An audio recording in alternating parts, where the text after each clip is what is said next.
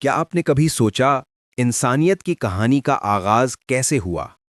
وہ پہلا لمحہ کیسا تھا جب زمین پر پہلی بار ایک انسان قدم رکھنے والا تھا؟ اور کون تھا جس نے انسان کو سجدہ کرنے سے انکار کر دیا؟ اور کیوں؟ یہ کہانی ہے حضرت آدم علیہ السلام کی، انسانیت کے پہلے باپ کی، اور اس امتحان کی جس نے قیامت تک کے لیے حق اور باطل کا میدان سجا دیا۔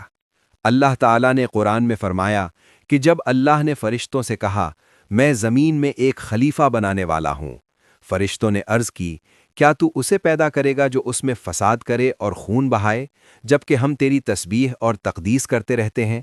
اللہ نے جواب دیا، میں وہ جانتا ہوں جو تم نہیں جانتے۔ پھر اللہ نے آدم علیہ السلام کو پیدا کیا مٹی سے۔ قرآن بیان کرتا ہے کہ انسان کو سلسال، خشک مٹی سے بنایا گیا۔ اللہ نے آدم علیہ السلام کو اپنی طرف سے روح پھونکی اور پھر ایک عظیم مرتبہ عطا کیا، انہیں تمام اسما سکھا دیے۔ پھر فرشتوں سے فرمایا کہ اگر تم سچے ہو تو ان چیزوں کے نام بتاؤ۔ فرشتوں نے عرض کی، ہمیں صرف اتنا ہی علم ہے جتنا تو نے ہمیں سکھایا ہے۔ تب اللہ نے آدم علیہ السلام سے فرمایا کہ انہیں نام بتاؤ، اور جب آدم علیہ السلام نے نام بتا دیے تو اللہ نے فرشتوں پر ظاہر کر دیا کہ انسان کو ایک خاص علم اور مقام دیا گیا ہے۔ پھر وہ لمحہ آیا جو تاریخ کا سب سے اہم موڑ تھا۔ اللہ نے فرشتوں کو حکم دیا، آدم کو سجدہ کرو، تو سب فرشتوں نے سجدہ کیا سوائے ابلیس کے۔ اس نے انکار کیا، تکبر کیا اور کافروں میں سے ہو گیا۔ اللہ نے پوچھا، تجھے کس چیز نے روکا کہ تو سجدہ کرے جب میں نے حکم دیا؟ ابلیس نے کہا، میں اس سے بہتر ہوں، تو نے مجھے آگ سے پیدا کیا اور اسے مٹی سے۔ یہاں سے تکبر کی بنیاد رکھی گئی۔ پہلا گناہ، غرور۔ ابلیس نے اپنی اصل کو آدم علیہ السلام سے بہتر سمجھا، لیکن اللہ کے نزدیک عزت تقوی اور اطاعت سے ہوتی ہے، نہ کہ اصل سے۔ اللہ نے اسے جنت سے نکال دیا، لیکن ابلیس نے مہلت مانگی قیامت تک، اور اس نے قسم کھائی کہ وہ انسان کو سیدھے راستے سے بھٹکائے گا، ان کے آگے سے، پیچھے سے، دائیں سے، بائیں سے۔ اللہ نے فرمایا، میرے مخلص بندوں پر تیرا کوئی زور نہیں چلے گا۔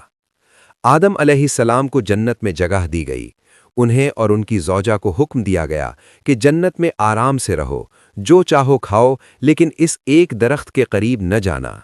یہ پہلا امتحان تھا۔ شیطان نے وسوسہ ڈالا، اس نے کہا، کیا میں تمہیں ہمیشہ کی زندگی اور ایسی بادشاہت کا درخت نہ بتاؤں جو کبھی ختم نہ ہو؟ اس نے قسم کھائی کہ میں تمہارا خیر خواہ ہوں۔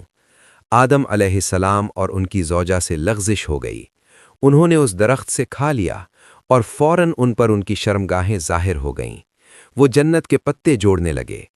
یہ لمحہ انسانی کمزوری کا تھا، لیکن اس کے بعد جو ہوا وہ انسانی عظیمت کا سب سے بڑا ثبوت تھا۔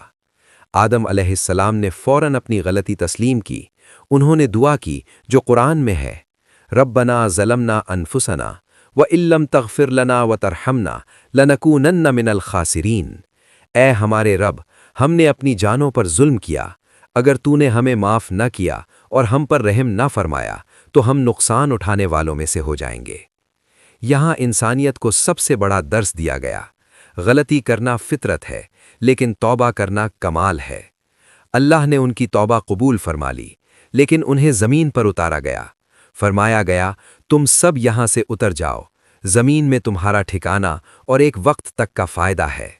یہاں سے زمین پر انسانی زندگی کا آغاز ہوا۔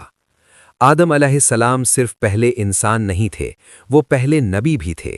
صحیح حدیث میں آتا ہے کہ اللہ نے آدم کو نبی بنایا اور ان سے کلام کیا، انہوں نے اپنی اولاد کو توحید سکھائی، ایک اللہ کی عبادت۔ یہ کہانی صرف ابتدا کی نہیں، یہ ہر انسان کے اندر چلنے والی جنگ کی کہانی ہے۔ تکبر یا تواضع، نافرمانی یا توبہ، شیطان کا وسوسہ یا اللہ کی ہدایت۔ انسانی تاریخ کا پہلا واقعہ ہمیں بتاتا ہے کہ اصل عزت اللہ کی اطاعت میں ہے، اور جب بھی انسان پھسل جائے، واپس کا دروازہ کھلا ہے۔ یہ تھی حضرت آدم علیہ السلام کی کہانی، انسانیت کا آغاز اور ہدایت کا پہلا پیغام۔